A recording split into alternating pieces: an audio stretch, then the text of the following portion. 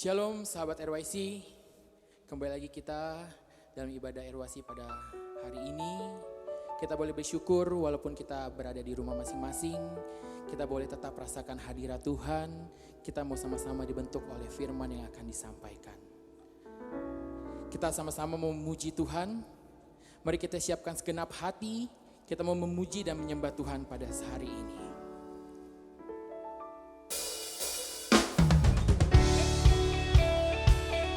Kami akan datang dengan membawa segenap pujian kami Tuhan, membawa segenap hati kami hanya untuk kemuliaan nama Engkau Yesus. Haleluya.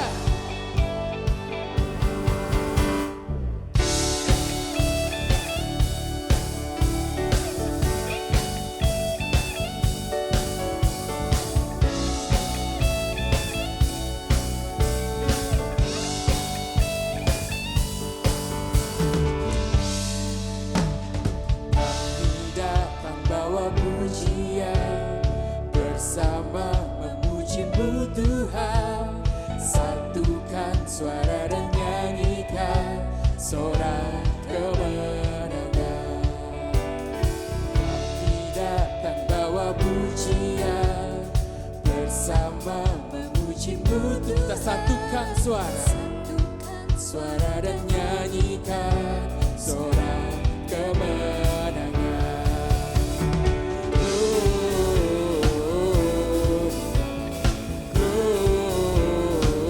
Gloria, besar Tuhan, ditinggikan di atas segalanya.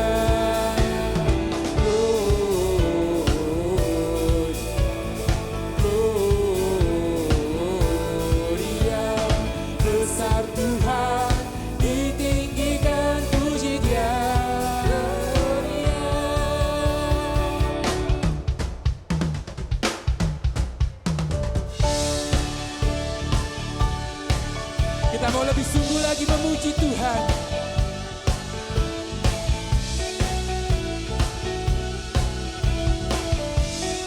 Bersama-sama kita mau katakan, kami datang bawa pujian, bersama memuji-Mu Tuhan. Satukan suara dan nyanyikan sorak kemenangan. Katakan, kami datang bawa pujian, bersama memuji-Mu Tuhan. Satukan suara dan kita mau sorakan kemenangan.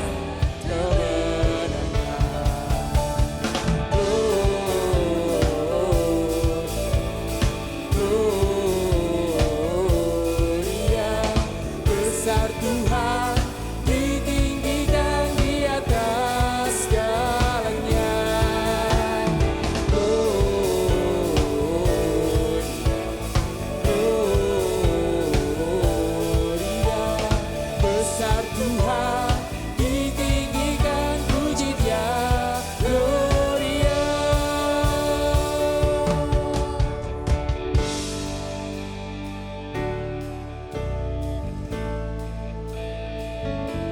Engkau sungguh Allah yang layak kami tinggikan.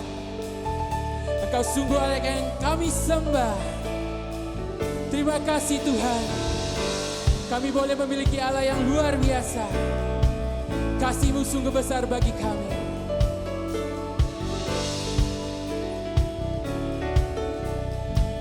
Bersama-sama kita katakan, we give you glory, we give you honor, we give you praise for all that you are. We give you glory, we give you honor, we give you praise.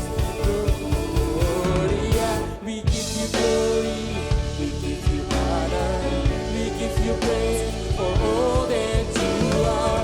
We give you glory, we give you honor, we give you praise. Gloria, we give you glory, we give you honor, we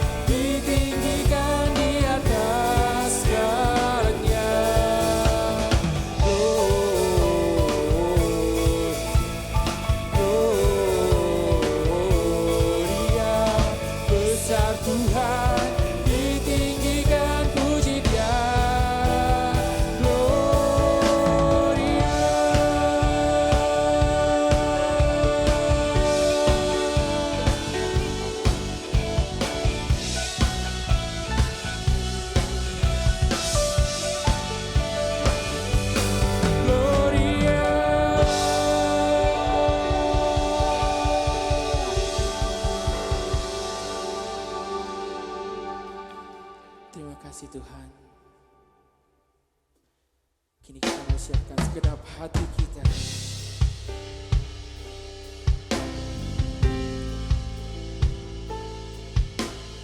Kami mau sembah Engkau Tuhan. Kami mau tinggikan Engkau Yesus. Haleluya.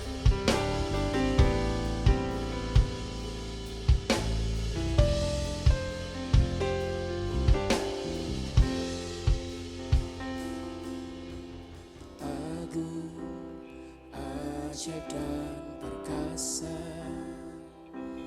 Kau layak ditinggikan.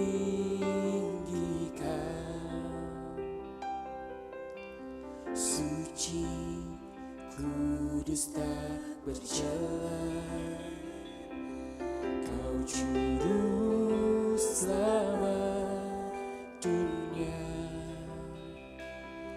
Kau ku sembah, Kau ku sembah, Kau ku sembah Allahku. Kau ku sembah, Kau ku sembah, Kau ku sembah Allahku.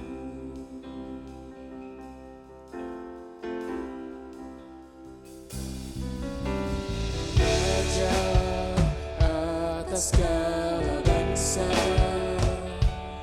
pencipta segalanya, bertata di bumi dan di surga, berkuasa selamanya. Kau ku sembah, Kau ku sembah, Kau ku sembah selamanya. Kau ku sembah, Engkau Raja.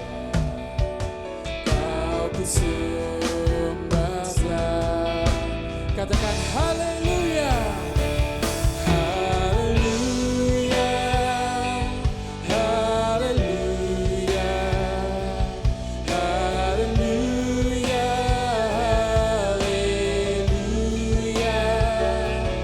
haleluya, haleluya, haleluya, haleluya.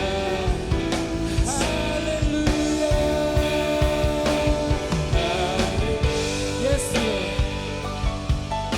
Haleluya, haleluya,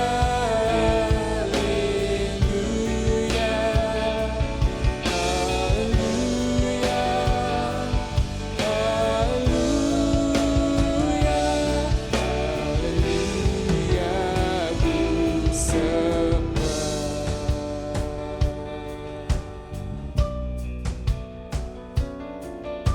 Kami ingin sembah Engkau Tuhan.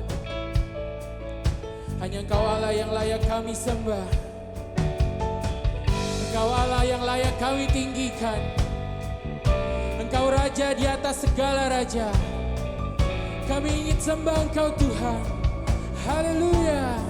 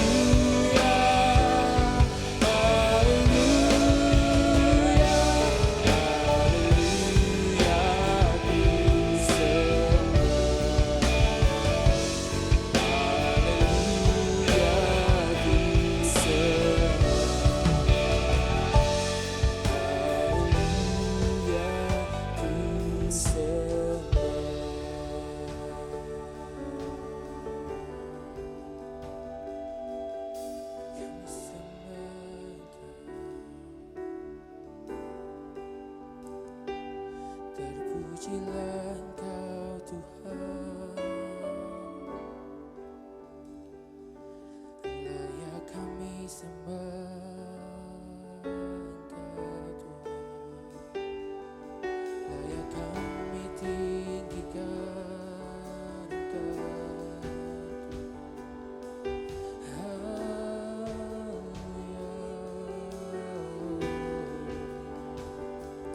Terpujilah Engkau Tuhan, terpujilah Engkau Yesus.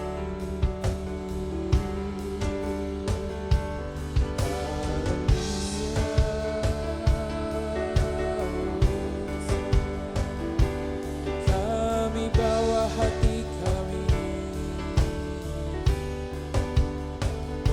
buat kasih setiamu Tuhan.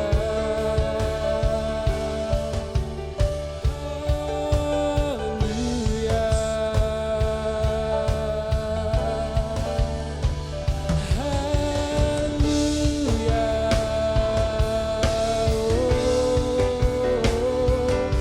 haleluya, Yesus,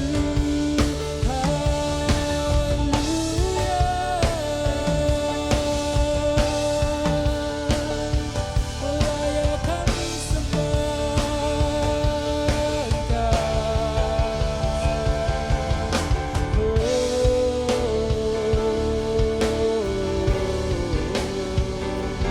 terpujilah Engkau Tuhan. Haleluya, syukur bagimu Tuhan.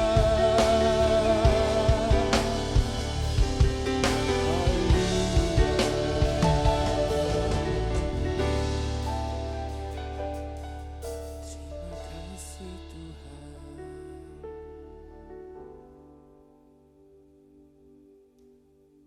Kami akan siapkan segenap hati kami Tuhan. Kami ingin dibentuk oleh firman-Mu.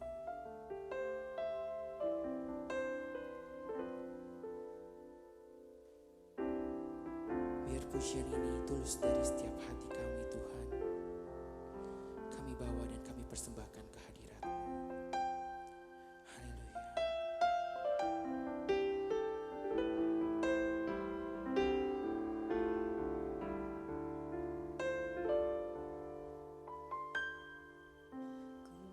Masuk ruang kudus-Mu, membawa hatiku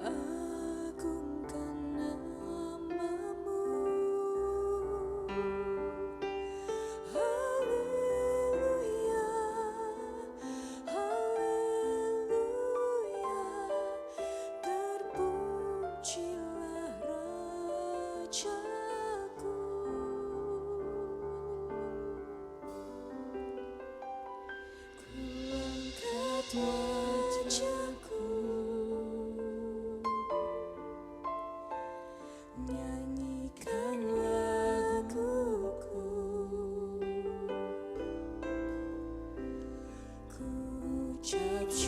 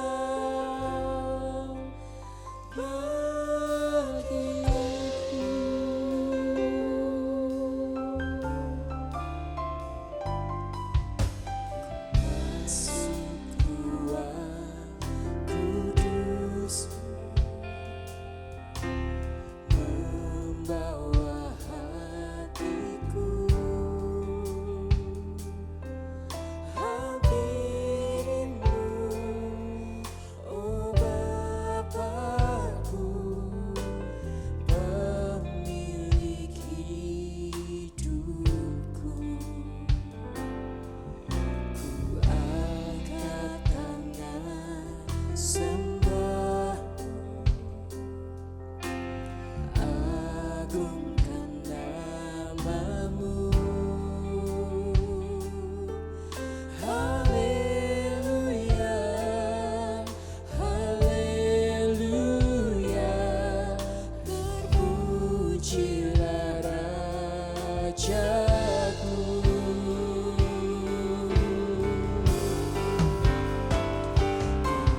Angkat wajahku, nyanyikan laguku, ku ucap syukurku, karena ku milikmu. Ku curahkan segala isi hatiku,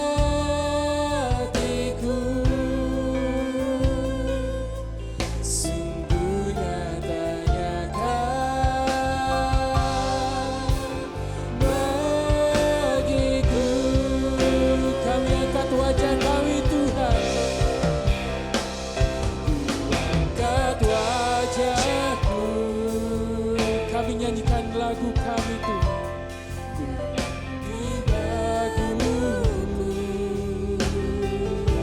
Kami ucapkan syukur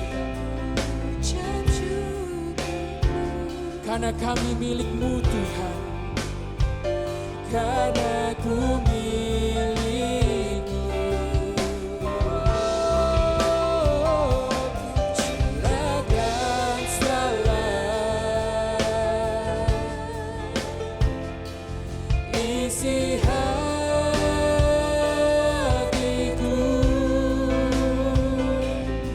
sungguh nyatanya bagiku.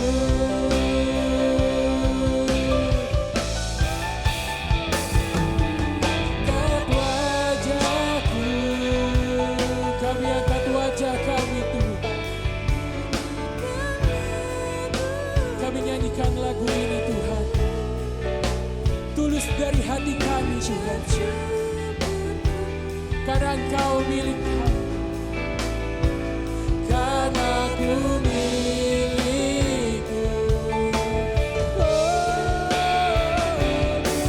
Ucap segala isi hatiku,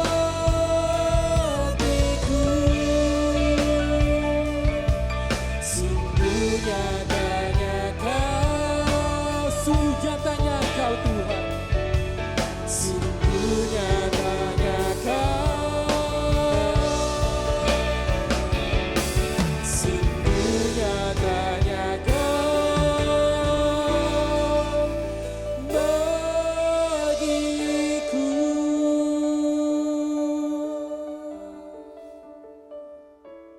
Halo teman-teman RYC, apa kabarnya? Semoga di masa-masa yang berat ini kalian tetap sehat selalu ya.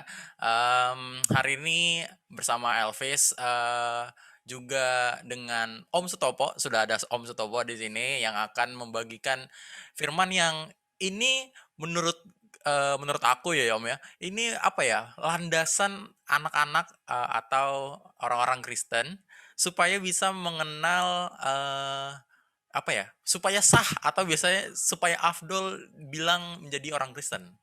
Ya, Om ya.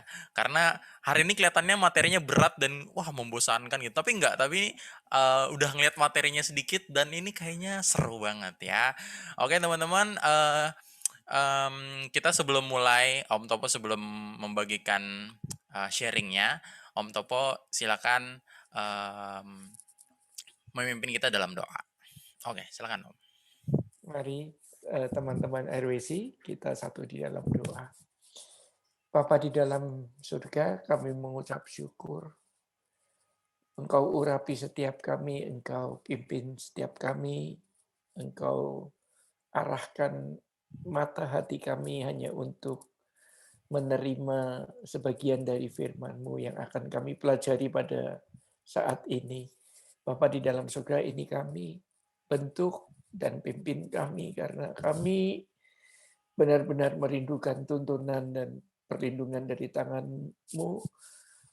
Ubahkan hati kami, supaya kehidupan kami dapat selalu menyenangkan hati-Mu ya Bapa. Kami berdoa mendoakan untuk semua teman-teman Airways dimanapun mereka berada pada saat ini, untuk Tuhan sentuh isi hati mereka, dan Tuhan perbaharui setiap pola berpikir dan tingkah laku setiap kami. Terima kasih Tuhan, kami serahkan Airways ini ke dalam tangan-Mu. Hanya di dalam kuat kuasa-Mu ya Tuhan Yesus, kami selalu tunduk dan belajar daripada-Mu. Sekali lagi, urapi hamba-Mu ini, supaya apa yang dikatakan benar-benar dari isi hati-Mu. Hanya di dalam nama Tuhan Yesus Kristus, kami berdoa dan mengucap syukur. Haleluya. Amin. Amin. Ya. Oke, sebelum mulai aku belum nanya tadi, apa kabar Om Setopo? Iya, puji Tuhan, tetap Asik. sehat, Sehat-sehat tetap ya Om ya. kuat. Keluarga juga Ya. sehat ya Om ya. Keluarga sehat semua ya, Asik. keluarga Ini sehat.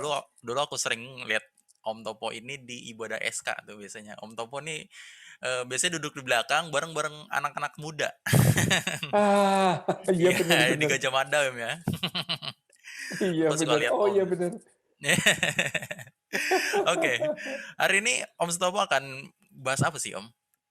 Soal Alkitab ya, inspirasi Alkitab sih topik yang akan dibahas mengenai apa itu Alkitab.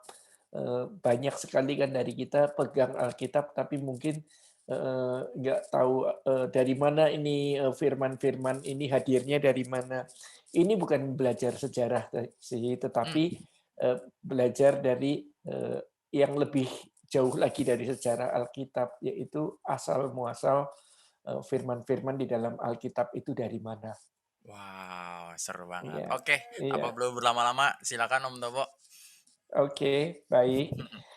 Teman-teman RWC, satu kesempatan yang berharga yang Tuhan berikan pada kita semua untuk sore hari ini, untuk saat ini, kita bisa berada di dalam satu perhimpunan yang indah, ya, tentu bersama Tuhan. Baik, tentu di dalam benak setiap kita pernah bertanya sih gitu, eh, siapa sih sebenarnya yang menulis firman di dalam Alkitab gitu? Eh, Siapa yang terlibat dan mengapa itu bisa sampai dituliskan? Ya, untuk itu kita perlu membuka 2 Timotius 3 ayat 16. 2 Timotius 3 ayat 16 ini menjadi satu ayat yang akan kita gali pada saat ini, ya, pada pertemuan ini. Jadi 2 Timotius 3 ayat 16 mengatakan, segala tulisan yang diilhamkan Allah memang bermanfaat untuk mengajar, untuk menyatakan kesalahan, untuk memperbaiki kelakuan, dan untuk mendidik orang dalam kebenaran. Jadi ini menjadi salah satu firman atau ayat yang sangat luar biasa.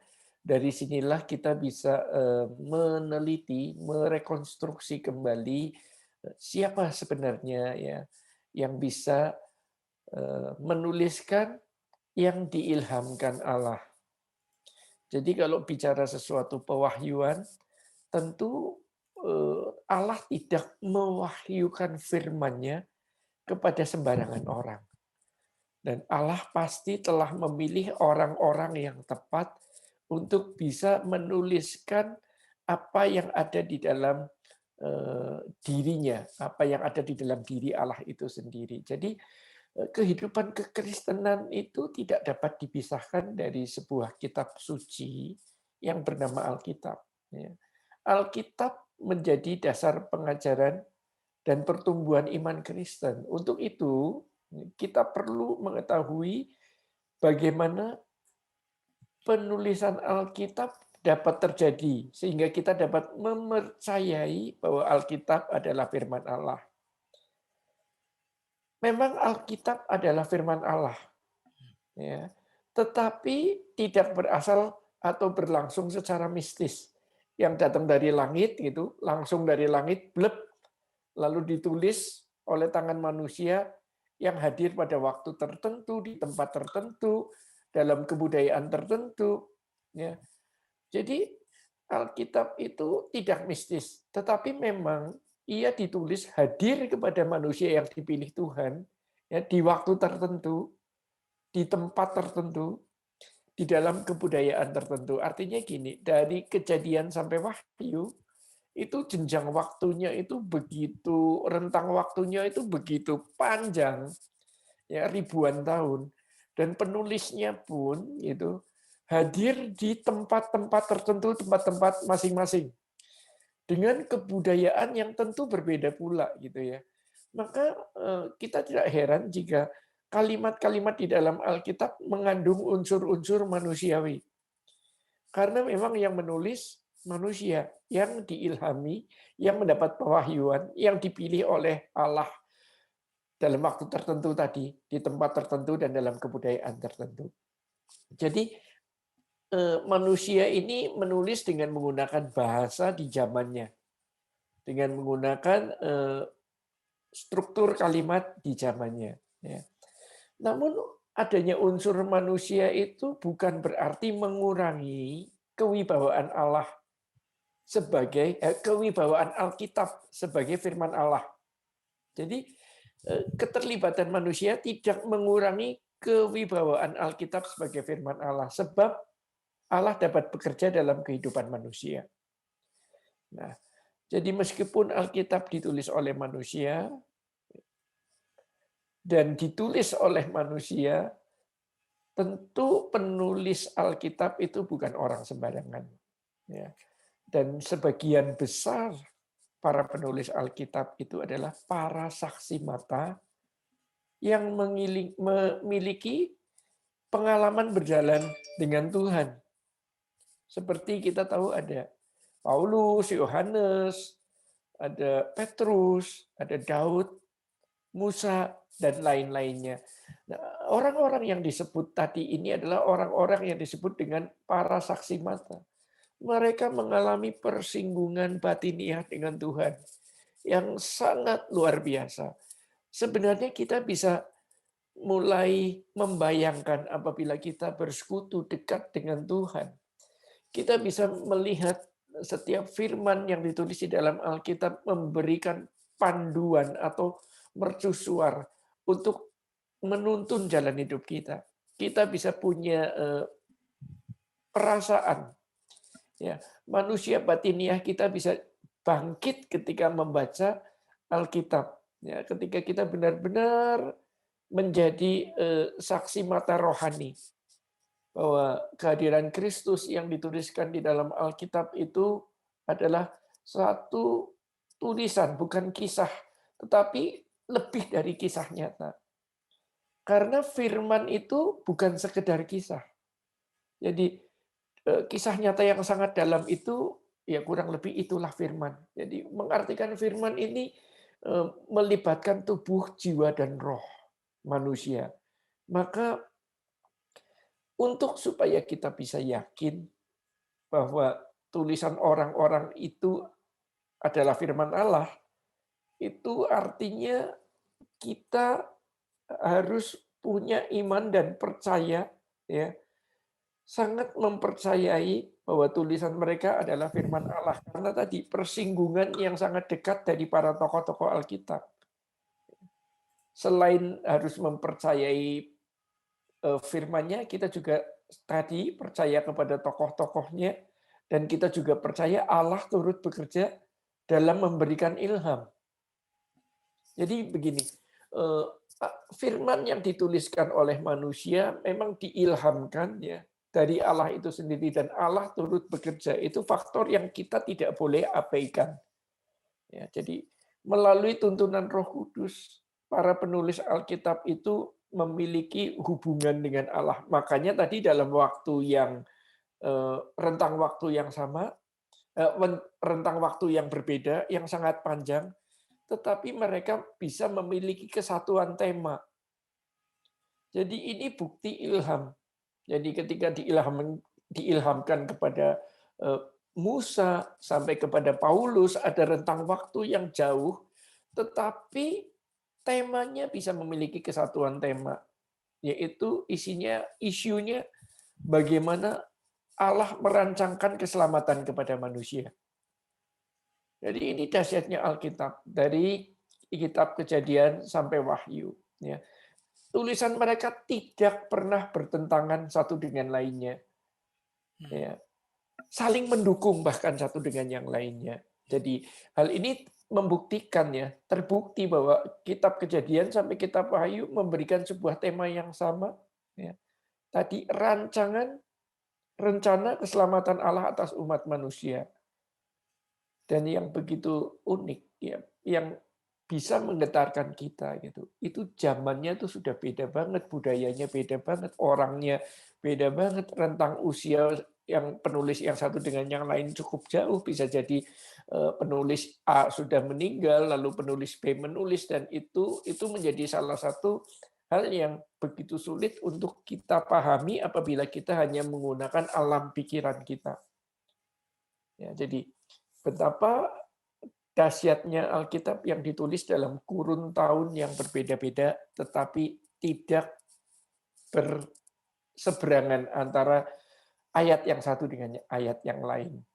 Jadi dalam hal ini manusia yang menulis dapat dipastikan memiliki tuntunan Roh Allah saat ia menulis di situ. Sama seperti saat kita membangun hubungan dengan Tuhan lewat doa, kedekatan kita, lalu pada saat kita berdoa kita bisa merasakan sesuatu, kita bisa feel sesuatu, atau akhirnya kita bisa menulis sesuatu. Kurang lebih prosesnya seperti itu. Dan orang yang menjadi saksi mata kebesaran Allah di dalam Alkitab, ya, di dalam Alkitab ini, mereka yang menjadi saksi mata itu benar-benar melihat buah tangan dan perbuatan Allah secara nyata di dalam hidup mereka.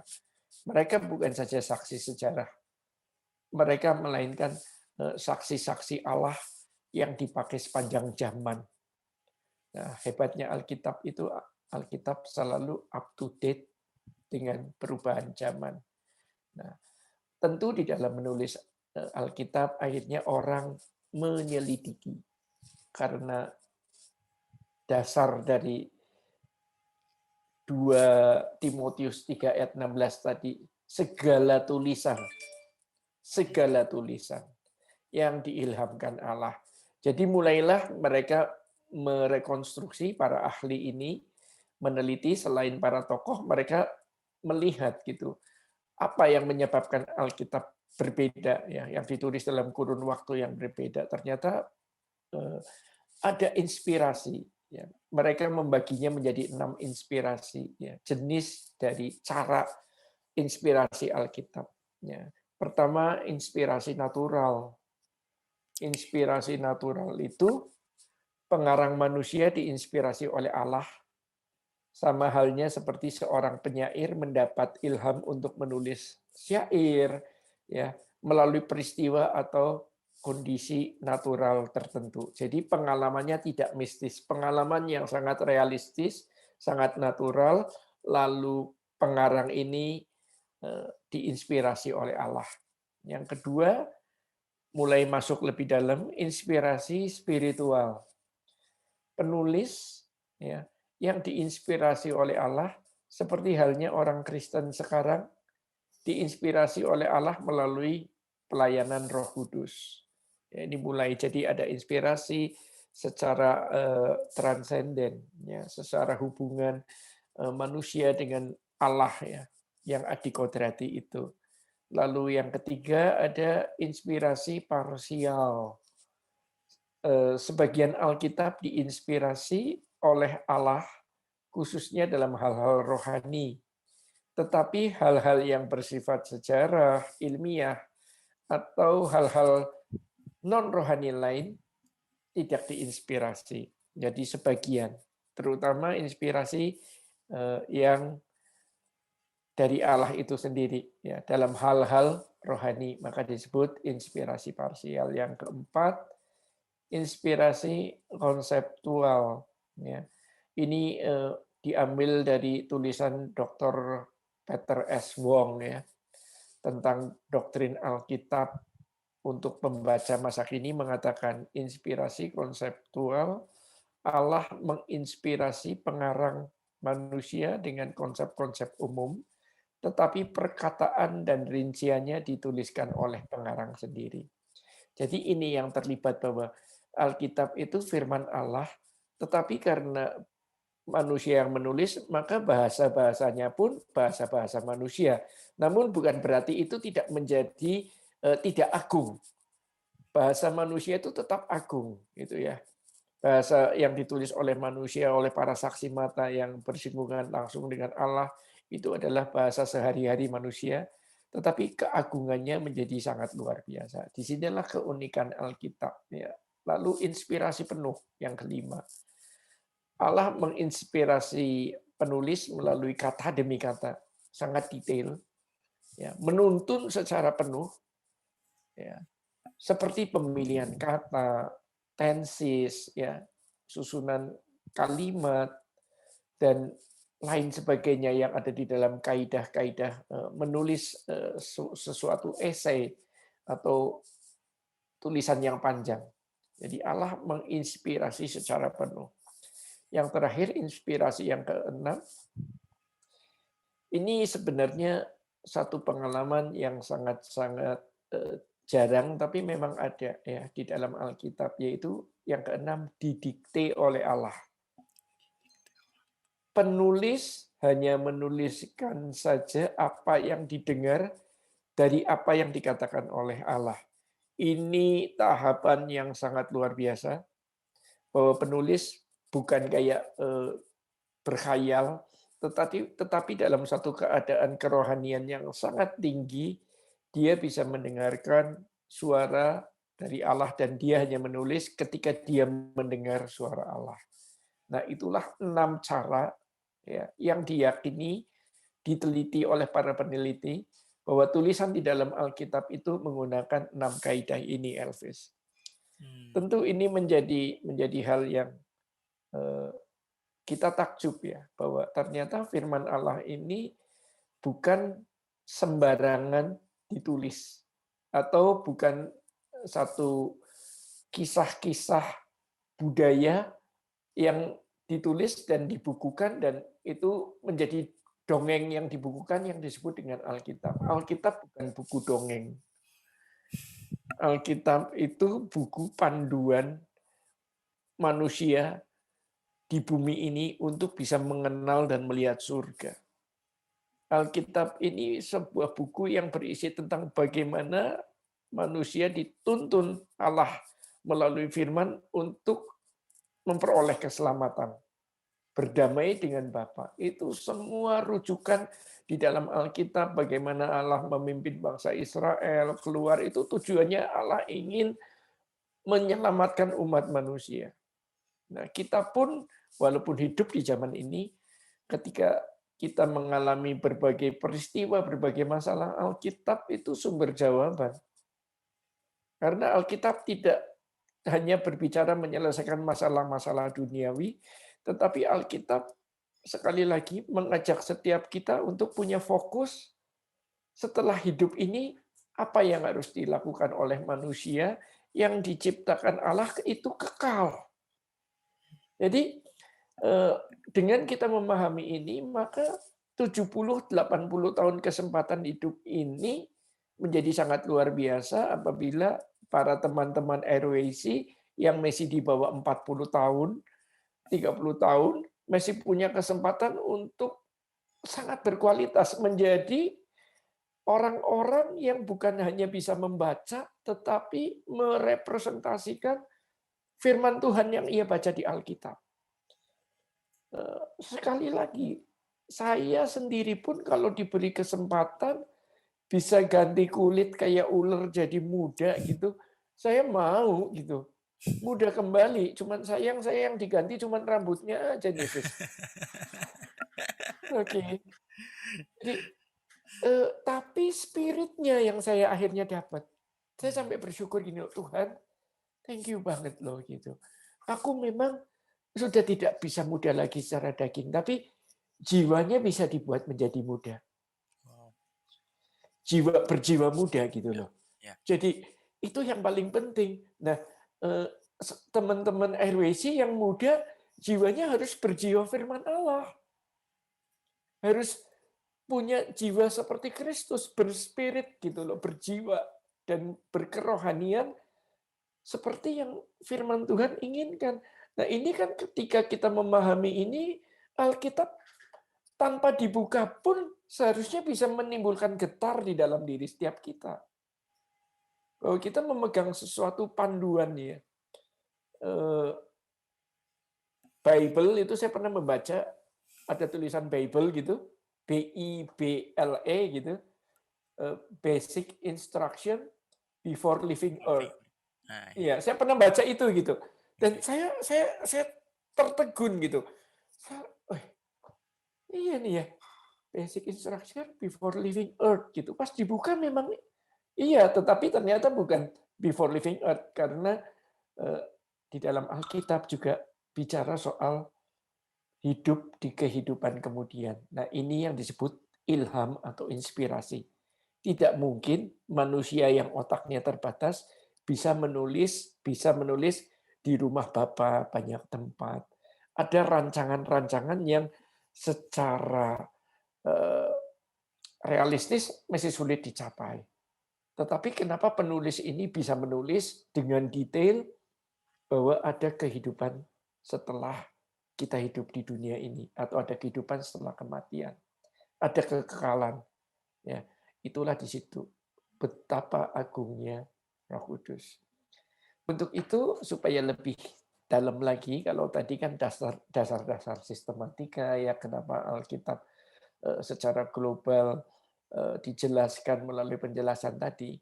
Kalau ini kita harus melihat karena bagian ini penting. Ya.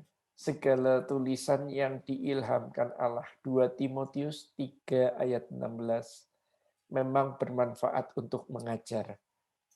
Apa maksud dari kata mengajar atau didaskalia ini? Nah, ini mulai kita coba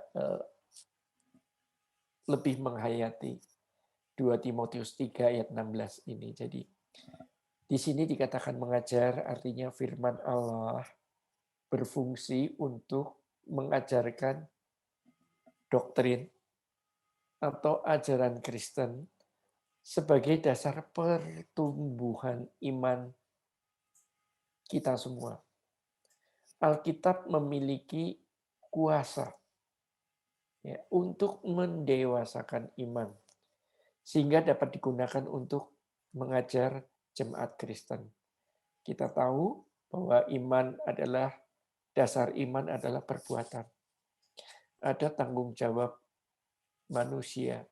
Nah, di dalam Alkitab ini, di dalam bermanfaat untuk mengajar, artinya firman Tuhan ini mengandung cara-cara supaya manusia bertindak seturut dengan kehendak Allah yang dituntun di dalam firman-Nya baik di Perjanjian Lama atau di Perjanjian Baru. Ya. Karena Alkitab itu sifatnya sangat lengkap. Setelah mengajar untuk menyatakan kesalahan, ya.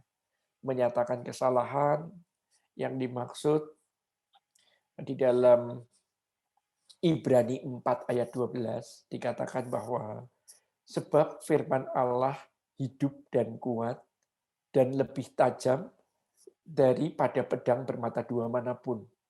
Ia menusuk amat dalam sampai memisahkan jiwa dan roh, sendi-sendi dan sumsum. Ia sanggup membedakan pertimbangan dan pikiran hati kita. Jadi seperti pedang bermata dua yang tajam. Ya. Kalau kita membaca Ibrani 4:12 ini, kita takjub loh. Bagaimana si penulis ini bisa menulis firman ini gitu, bisa menulis ayat ini. Perkataannya sangat-sangat tajam, taktis, lugas, dan membentuk. Saya bacakan sekali lagi. Sebab firman Allah hidup dan kuat dan lebih tajam dari pedang bermata dua manapun. Coba susunan kalimat ini kan bukan susunan kalimat yang bisa direka-reka oleh seseorang dalam waktu yang sekejap. Puitis, menasehati, ia menusuk amat dalam sampai memisahkan jiwa dan roh. Jadi bayangkan saja, kita kan sampai sekarang itu sulit sekali membedakan mana jiwa dan mana roh. Hanya oleh pedang firman itu akhirnya kita bisa tahu, oh ini firman Tuhan ini membangun manusia batiniah, manusia rohani kita itu.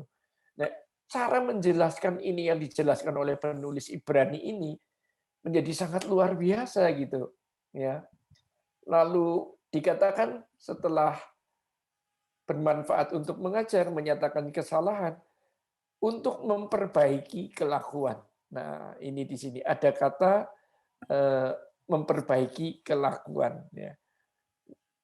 Jadi firman yang diajar akan menyatakan kesalahan, setelah itu pasti akan memperbaiki kelakuan. Yang menarik adalah kata kelakuan. Ya. Seperti apa pengertian kata kelakuan gitu? Ya. Apakah tingkah laku kita gitu yang tadinya ringan tangan jadi tidak mudah pukul orang, yang tadinya mulutnya suka ngomong nggak karuan, yang tadinya matanya harus dihiburkan dengan adegan-adegan yang tidak seronok, yang tidak senonoh, lalu apakah telinga kita benar-benar dipakai untuk mendengarkan hal-hal yang baik seperti mendengarkan firman Tuhan, atau lebih banyak mendengarkan berita-berita dunia dan lain sebagainya. Bukan tidak boleh mendengarkan berita dunia, cuman proporsinya, perbandingannya gitu loh. Itu yang jadi masalah. Dan ternyata kata kelakuan di sini selain memiliki pengertian perubahan di dalam jasmani, ada pengertian perubahan karakter. Jadi ternyata firman Tuhan itu bukan memperbaiki tingkah laku saja, tetapi memperbaiki kelakuan atau karakter atau moral atau kehidupan. Nah, ini yang menjadi luar biasa, ya. Jadi hanya firman Tuhan yang berkuasa untuk memperbaiki karakter atau watak kita yang buruk untuk menjadi lebih baik, ya, yaitu memiliki karakter Kristus. Jadi firman Tuhan itu membawa kita berkarakter Kristus, ya, membawa kita tuh tidak lebih tinggi, ya, tapi seiring, maksudnya di sini seiring gitu. Ya, membawa beriringan gitu sampai menjadi satu karakter di dalam Kristus, menjadi karakter Kristus. Dan ini sifatnya sangat-sangat luar biasa. Firman itu yang bisa membawa kita satu-satunya. Kelakuan kita saja gitu tanpa didasari firman Allah gitu masih bisa meleset, karena kelakuan yang tanpa didasari firman Allah, tindakan baik yang didasari tidak dengan firman Allah itu adalah perbuatan baik yang berstandar umum, ya, yang seperti jangan membunuh, jangan mencuri, itu yang hukum-hukum pidana tuliskan gitu. Nah, tetapi kita ini bukan hanya untuk memenuhi hukum itu.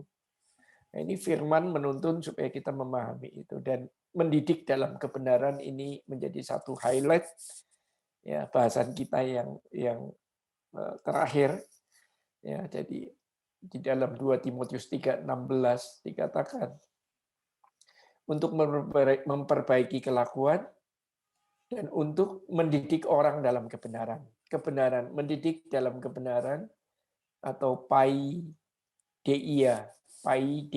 memiliki pengertian sebuah pelatihan penanaman moral sejak dini. Garis bawahi, penanaman moral sejak dini, ini yang mendidik dalam kebenaran. Jadi Alkitab mendidik kita sejak dini, bukan berarti saya umur 55 gitu, tidak bisa gitu. Karena kata dini di sini adalah bagaimana ketika kita mulai memutuskan moral kita, kodrat kita dari kodrat dosa, dan kita mulai berani mengenakan kodrat ilahi. Pada saat kita memutuskan memisahkan diri dari satu kelompok yang jahat, yang rusak, ke kelompok yang baik, yang disebut dengan kados. Ya, perpindahan. Kita mau memindahkan diri. Ini yang disebut dengan dari awal kita sudah mulai diurus. Ya, itu arti kebenaran. Ya, untuk dapat hidup dalam kebajikan. Jadi kalau saya gabungkan pengertian Paideia itu merupakan pelatihan penanaman moral sejak dini untuk dapat hidup dalam kebajikan, memperbaiki kesalahan, dan tidak terkekang oleh hawa nafsu. Pendidikan kebenaran ini akan membuat kita semua dapat mengendalikan tubuh dalam melakukan segala sesuatu. Jadi kedagingan kita sangat lemah. Kita sudah biasa dipengaruhi atau digoda ya oleh yang datangnya dari dunia. Dan ini mengganggu kedagingan kita. Kayak buat yang seusia teman-teman RWC, jangan dipikir saya umur 55 ini dagingnya terus udah mati gitu. Saya pun harus berjuang untuk mengatasi gangguan-gangguan kedagingan yang sifatnya permanen loh ternyata. Jadi kita pun kalau gangguannya permanen, terus hidup di dalam Tuhan, dalam tuntunan firman yang dijelaskan 2 Timotius 3 ayat 16, kita tidak mau dididik setiap saat oleh firman Tuhan. Saya rasa kita sulit menang kalau hanya dengan kekuatan dan kegagahan kita sendiri. Maka bukan berarti ketika kita sudah ibadah, kita yakin sudah menang. Ingat, gangguan monster di dalam diri kita itu sifatnya laten. Ya, kalau Pak Gembala bilang monsternya itu pingsan, jangan dibikin siuman. Nah, dunia itu jujur aja, spirit dunia itu bikin monster untuk siuman. Tetapi spirit firman Tuhan itu ketika kebenaran itu datang sejak dini, mendidik kita supaya kuat, ya, supaya kita bisa menekan monster ini untuk tidak siuman. Jadi luar biasa nih makna dari kita mempelajari Alkitab secara global, lalu kita masuk kepada satu ayat yang barusan kita bahas. Seperti itu, Elvis. Oke, wow. Ternyata dari apa ya, sebuah kalau kita bisa bilang kelihatannya cuma buku biasa gitu ya, Mia, tapi di Iya, dalamnya mengandung hal-hal yang tadi ya, basic instruction gitu ya, walaupun iya, belum living earth ya. iya.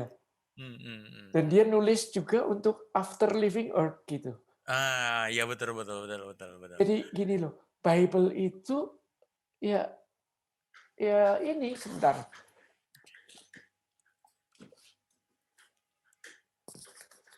Gitu. Ya ini gitu. Dan di dalamnya itu ada berbagai macam rumusan-rumusan. Kalau kita melihat gitu, Bible ini kan semua yang ada di dalam dunia itu kayak dirangkum gitu, dikompres gitu. Kayak kita hanya lihat tabung gas. Kita bisa bayangin, katakanlah seluruh udara dimasukkan ke dalam tabung gas. Ya. Itu sampai istilahnya kayak kita tiup balon udara, ya, sampai maksimal banget, tapi tidak meledak. Nah, Alkitab itu seperti itu. Oke. Semua dirangkum dalam satu wadah, tapi tidak meledak. Terus kalau tadi saya bilang tiup balon, ya, tidak meledak kita pegang gitu, misalkan ini balon gitu ya, Ya. balonnya sampai segede ini gitu, dan tidak meledak, maka kalau kita melepaskan pegangan pipa Balon. udara, katakanlah balon, Mhm. pegangannya dibuka, balonnya itu kan akan gitu kan. Ya, ya. Nah, buka Alkitab juga gitu. Oke. Kalau tanpa kendali, tanpa pengetahuan, tanpa memahami yang kita barusan pahami, Hmm. jadi nggak karu-karuan. Maka harus detail, pelan-pelan. That's why kita beribadah. Untuk itu kita bersyukur ada di dalam suara kebenaran. Karena kita diajarin membuka katupnya dibuka dengan tepat. Hmm. Sehingga kita akhirnya bisa, balon itu bukan terbang sembarangan, tetapi karena katupnya kita yang pegang, kita bisa buka, kita bisa arahin mau kemana. Kalau Ya, kita duduk di atas balon gitu, ya. ke sana, ke sini. Nah itu Hmm. yang dahsyatnya Alkitab ketika kita pahami dengan tepat dan benar. I Itu see. menjadi basic instruction. Wow, wow. Itu, Wah. itu saya sendiri sampai kadang bersyukur ya gitu. Oke, Elvis, mungkin seperti Perumpamaan tempat perumpamaan tentang balon itu aku baru nangkep dan baru wah ternyata iya juga benar-benar.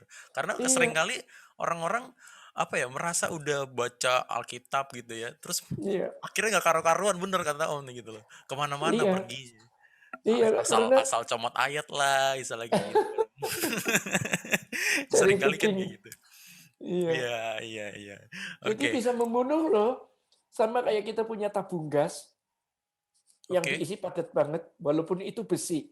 Tapi Ya, jika itu sudah padat, jarum jatuh di besi itu pun menimbulkan ledakan yang luar biasa. wow. Oke.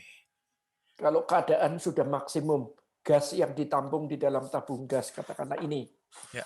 ya sudah ditampung, ini diisi sampai maksimum banget, tapi tidak meledak. Lalu ada sentuhan, boom. Oh, wow.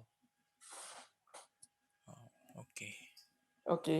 Nah, Oke. ya itu kalau ya kurang lebih makanya belajar Alkitab itu pelan-pelan harus. Hmm. Pelan-pelan dibuka, dikendalikan terus dengan tuntunan Roh Kudus. Karena yang menulis pun itu pasti tulisan pelan-pelan. Dia Oke. menulis dengan sepenuh hati. Maka harus dibaca juga dengan sepenuh hati. Sepenuh hati. Iya, nulisnya sepenuh hati, bacanya tidak sepenuh hati. Ya, makanya sebagian orang bilang Alkitab jadi dongeng. Oke. Gitu. Nggak sepenuh hati. Iya, iya, iya. Kita apalagi anak muda ya, Om ya. Kalau baca Alkitab tuh kan pengennya Suka ngebut. buru-buru selesai. Yang penting Ya, satu apalagi pasal misalnya gitu kan. iya benar. Memang bacaan itu yang disebut dengan rapid reader atau membaca cepat, Heeh, ya heeh. perlu sih gitu, perlu. Tetapi itu akhirnya tidak teliti. Jadi pengetahuan soal pasal itu tidak lengkap. Oke. Kayak ngerti rumah itu supaya orang tidak kehujanan. Tetapi di dalam rumah kan ada dapur, ada jendela, ada apa. Nah, eh, orang yang membaca secara rapid itu cuma ngerti bentuk rumahnya. Oke. Modelnya minimalis, modelnya Hmm, klasik. Tetapi betul. klasik itu apa? Harus masuk ke dalam Ya, rumah kan? betul. Oh, klasik ini bangkunya gini. Oh, jenis kain sofanya. Oh, motifnya. Oh, ternyata warnanya gitu. Mhm. Nah, gitu. Jadi Oke. ya membaca rapid itu perlu untuk mengetahui kerangka keselamatan itu seperti apa. Nice. Gitu. Oke, oke, oke. Om, Oke. aku mau nanya dua apa ya, dua pertanyaan yang mungkin sepele gitu, Om. Oke. Kenapa, kenapa Alkitab itu enggak Tuhan aja langsung yang nulis, Om? Kenapa harus orang-orang gitu loh? Iya, jadi tadi kan eh, Allah itu menjadikan manusia di dalam Kejadian 1, 2, 3 sebelum manusia jatuh di dalam dosa. Memang Allah sudah berjanji menciptakan manusia segambar dan serupa. Artinya menjadi rekan sekerja. Ini Alkitab menjadi pembuktian yang kuat atas kisah di dalam Kejadian itu. Walaupun manusia jatuh di dalam dosa, tetapi Allah tetap komitmen ketika menciptakan manusia segambar dan serupa. Di dalam gambar kan kita tahu ada komponen pikiran dan perasaan. Melalui pikiran dan perasaan timbullah kehendak. Nah, penulisan Alkitab itu menjadi satu gambaran betapa Allah menghargai manusia dan Allah tidak merubah komitmennya untuk dalam proses rancangan manusia yang semula tadi. Hmm. Jadi Allah tetap memegang iya dan amin firman-Nya. Dia bisa menulis sendiri, tetapi kan ingat, dia juga sudah menciptakan manusia segambar dan serupa dengan Allah. Wow. Ya, jadi pembuktian ketika Allah mengajak kita menjadi rekan sekerja Allah kan, kelolalah bumi, ya kan, supaya kita bisa mengelola. Berarti kenapa Tuhan nggak mengelola sendiri aja? Karena Tuhan Mhm. sudah mendelegasikan. Maka dari itu firman itu adalah salah satu dari bentuk penjabaran dari kata pendelegasian kerjasama antara Allah dan manusia. Ini menjadi salah satu buktinya. Alkitab menjadi salah satu bukti. Gitu. Oke, jadi nggak Luar nggak biasa. nggak sembarang Tuhan cuman tunjuk-tunjuk aja ya, tapi dalam apa di luar semua itu Tuhan punya apa ya? Tuhan pengen ada kerjasama juga sama manusia itu ya, Iya, Tuhan konsistensi. Allah konsisten. ketika mendelegasikan sesuatu konsisten, walaupun manusia itu di dalam dosa, Allah berusaha memperbaiki, bahkan diberi kesempatan, ayo nulis bareng-bareng. Supaya Oke, kamu tahu bahwa aku tuh tidak jahat. Bahwa aku itu ingin menyelamatkan ciptaanku. Gitu. Untuk tidak jatuh ke Lucifer. oh, Jadi ini tuntunannya, basic instruction-nya itu luar biasa. luar biasa, Gitu. mantap. Ada satu, Hebat loh Allah. iya iya iya iya iya, iya. Oke, aku baru Oke, tahu juga ada tuh. satu lagi ya Pak? Satu pertanyaan enggak, ini yang masih recehnya dulu Om ya. Satu pertanyaan recehnya lagi Om. Kan Alkitab kan ini ya, ya apa dari beberapa surat, banyak surat gitu ya. Orang apa Iya, pada waktu itu ditulis banyak orang, baru kan dikumpulin jadi satu. mm-mm, Nah, terus iya. siapa sih sebenarnya yang mengesahkan Alkitab itu jadi seperti sekarang gitu loh. Ada 66 kitab dan kenapa harus cuma 66 itu gitu. Iya, itu yang disebut dengan dulu kan Alkitab sifatnya kayak gulungan gitu. Jadi Oh ya. Mm. benar-benar pasal ayat itu kan eh, ini sejarah Alkitab sih. Saya sebenarnya harus membaca detail waktunya. Oke. Mungkin ini saya secara global aja. Mm. Ada King James gitu kan. Sebelum King James itu ada yang memang sudah berusaha menerjemahkan Alkitab ditulis, tapi yang paling bagus ketika King James itu mengumpulkan beberapa penulis Alkitab untuk menulis ulang Alkitab, Oh. untuk ditulis ulang gitu. Nah itu makanya kan kita New King James, ada New King James Version. Nah itu dia karena dia raja, jadi dia punya beberapa penulis yang sangat luar biasa. Bahkan ada kisahnya kalau bahasa Ibrani itu kan seperti menulis bahasa Ibrani itu yang bahasanya juga bisa diartikan sebagai angka. Jadi kayak main sudoku gitu loh. Kalau penulisannya benar, berarti ketika dijumlah dari jalur mendatar, jalur meninggi, diagonal itu jumlahnya harus sama. Jadi kalau salah translasi, jumlahnya tidak sama, itu tidak berlaku. Jadi nulisnya harus pelan-pelan dan hati-hati. Tidak boleh ada salah, ya istilahnya salah satu titik langsung disobek, ganti tulis ulang lagi Oh, gitu. wow. Sampai segitu ketatnya. Dan 66 kitab ini yang disebut dikanonkan, ya, kebijaksanaan bersama ya yang akhirnya menjadikan Alkitab ini menjadi satu bentuk yang solid. Gitu. Oke. Ya, ada di dalam sejarah Alkitab sih, lebih sifatnya lebih sejarah. Kayak kapan mulai Alkitab mulai ditulis, ya, kapan ditentukan dari Septuaginta lalu menjadi Alkitab yang kita pegang. pegang sampai sekarang. Yang akhirnya ada keputusan di tahun berapa saya kurang Mhm. ingat, yang akhirnya Alkitab boleh diterjemahkan, kayaknya melalui konsili, diterjemahkan ke bahasa-bahasa, di dunia ini, gitu. Dulu kan bahasanya cuman Yunani, Ya, lalu di tahun berapa saya lupa, itu boleh diterjemahkan ke bahasa-bahasa di dunia, oke seperti itu. oke. Berarti aku harus Kalau belajar kita ini. LAI lah. Oh, oke, Lembaga Alkitab Iya ya. harus iya, ada lembaga Alkitab. Nah, iya tadi, karena ada kata lembaga, ya jadi awalnya memang ada lembaga yang memang melakukan penulisan ulang Oh, Alkitab ini. oke oke. Aku harus Oke. harus belajar sejarahnya lagi, Bro. Iya Tahunya iya, cuma saya struktur juga harus doang. baca. Iya, jadi karena iya topik bahasanya kalau sejarah Alkitab pasti saya akan pelajari itu ya. Tapi karena ini Oke. lebih ke inspirasi Ya ya. Alkitab.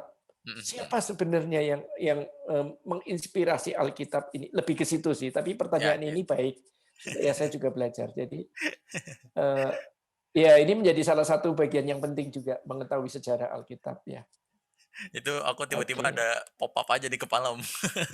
Iya, Oke. jadi Aku ketika mhm. Alkitab ini inspirasi Alkitab yang tadi saya sebut ada inspirasi natural dan sebagainya itu lebih ke inspirasi ya. Inspirasi itu artinya ilham ya. Jadi sekali lagi supaya nggak lupa nih, supaya Ya, nggak lupa terhadap apa oke, yang kita bahas. betul. Jadi inspirasi itu kan artinya di dalam 2 Timotius 3:16 atau kata ilham itu adalah theopneustos ya, artinya eh, dihembuskan oleh Allah. Theopneustos, inspirasi. Jadi tetap walaupun ini ditulis manusia, tetapi dihembuskan oleh Allah. Itu yang dimaksud dengan kata inspirasi. Oke. Dihembuskan dari dalam diri Allah ke dalam saksi-saksinya. Termasuk kita loh. Kita ini saksi Allah. Kita bisa nulis di sosial media sekarang menjadi saksi Allah kan bisa ketahuan dari tulisannya. Walaupun itu dasarnya firman, tetapi kan kita bisa mengembangkan dengan sedemikian rupa. Karena apa? Tetap kalau kita menulis status ya atau menulis apapun yang hubungannya dengan kerohanian itu harus punya pikiran bahwa kita akan menulis sesuatu yang asalnya awal mualnya adalah hembusan dari dalam diri Allah. Kalau kita memahami ini, kita tidak akan meletakkan ayat dicomot terus digunakan untuk kedagingan kita. Manusia kehilangan inspirasi Allah ini. Arti inspirasi Allah itu membuat manusia atau maaf banyak hamba-hamba Tuhan juga yang akhirnya menggunakan inspirasinya sendiri Hmm, gitu. Oke. oke oke oke. Sebagai pertanyaan penutup nih, Om, ini agak Mm, kalau anak muda itu tadi kan anak muda tuh paling seneng nanyanya why dan how, ya kan ya, Mas? Tadi why-nya kita punya ya, inspirasi Alkitab udah dijelaskan. Nah, terus gimana sekarang mm, caranya anak muda ini bisa apa ya? Pertama cinta sama Alkitab, terus kedua bisa menerapkan inspirasi Alkitab ini, Om. Gitu, Om. iya. Jadi mau nggak mau ya, Step eh, mungkin kalau ini stepnya gimana gitu, Om? ya supaya kita bisa anak muda bisa lebih memahami dan menghargai Alkitab. Tadi kan kita sudah dijelaskan, semoga mereka bisa memahami sejarahnya bahwa ini adalah tulisan yang diilhamkan, dihembuskan dari Allah sendiri. Nah, step berikutnya kita memang ketika belajar Alkitab kan belajar sesuatu yang sifatnya rohani, Ya, ya kan? ya. Kita tidak bisa mengabaikan Roh Kudus. Oke. Jadi kalau dibaca stepnya gimana? Ya step kedekatan pribadi ini menyediakan manusia batiniahnya itu disengat oleh Roh Allah Bapa. Sehingga mereka bisa tahu ketika mereka merasa ada dapat inspirasi, yang sumbernya dari Alkitab, mereka tetap butuh step dituntun Roh Kudus untuk menguasai dan memimpin kita-kita semua. Dan itu ya, baru kita bisa masuk. Ternyata ketika kita menerima Tuhan Yesus sebagai Tuhan dan Juru Selamat, kan tidak semua orang mau terima nih. Hmm.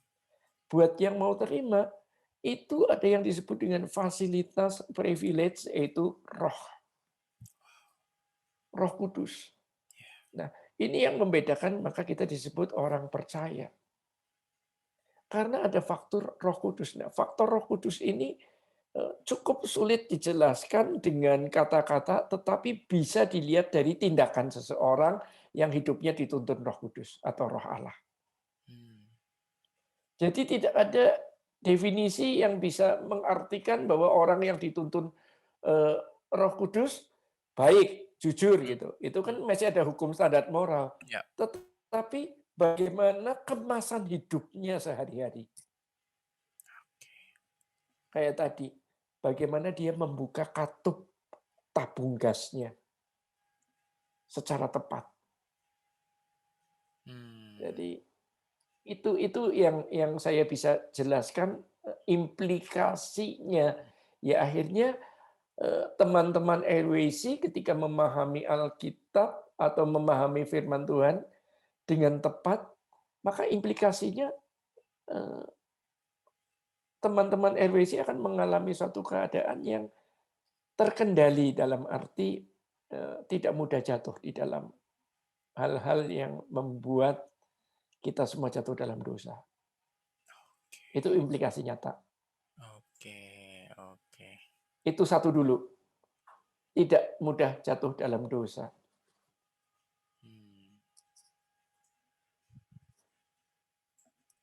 Ya, jadi Oke. Wah, ternyata Alkitab itu sangat berpengaruh ya, Om ya. iya. Iya. Firman maksudnya. Firman. Iya, firman.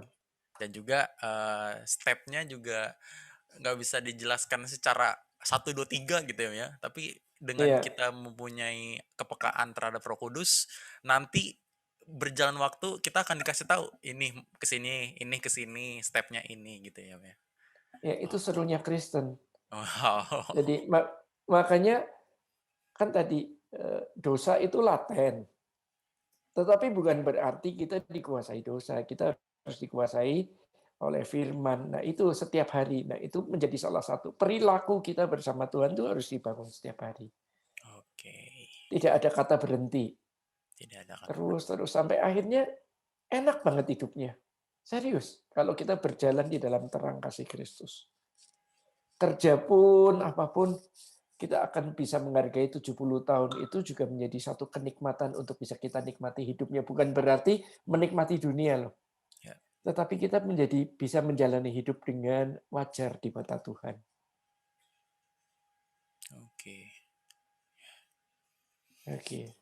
Oke, wow, ini seru banget.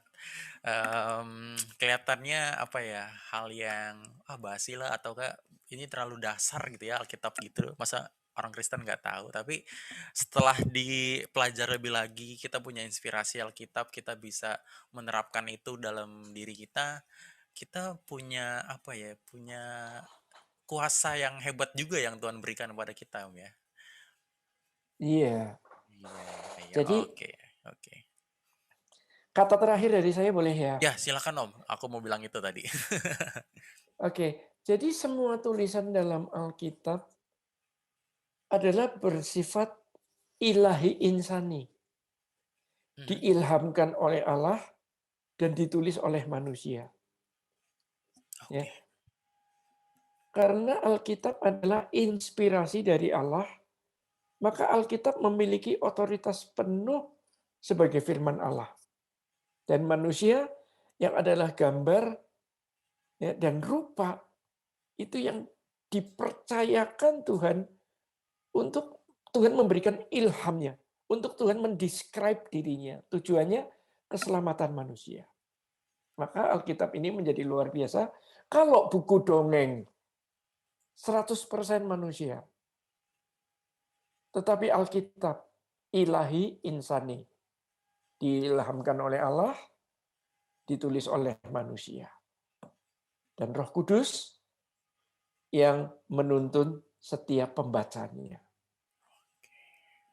Oke, seperti itu dari saya. Oke, terima kasih banyak Om untuk sharing yang seru malam ini, sore ini gitu ya. Kita boleh tutup juga Om dalam doa? Elvis lah yang berdoa kali ini. Oke, boleh.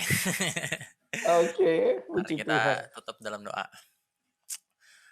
Bapak terima kasih atas kesempatan-Mu yang indah. Kami sudah belajar inspirasi Alkitab. Bapak, kiranya kami bisa menerapkan dalam kehidupan kami. Kami diperbaharui lagi ilmu kami tentang Alkitab itu ternyata lebih dari sekedar hanya buku biasa. Tuhan, terima kasih atas kesempatan ini. Kami telah berdoa dan mengucap syukur. Amin. Amin. Oke, sebelum menutup, pengumuman sedikit, RYC On Air akan ada setiap hari Sabtu jam 4 sore di YouTube truth.id seperti biasa, dan juga teman-teman yang belum tergabung dalam Home, boleh banget gabung sama Home kita. Bisa tanya-tanya di Instagram kita @rehobotyouth. Nanti kalian bisa diarahin bagaimana cara daftarnya dan nanti kalian masuk Home mana gitu ya. Karena di Home ini nanti biasanya kita bahas-bahas ini juga Om, bahas Alkitab lah, bahas macam-macam kayak gitu. Oke, thank you banget Om Stopo. Sampai ketemu di lain kesempatan teman-teman RYC juga. See you and God bless. Bye-bye semuanya.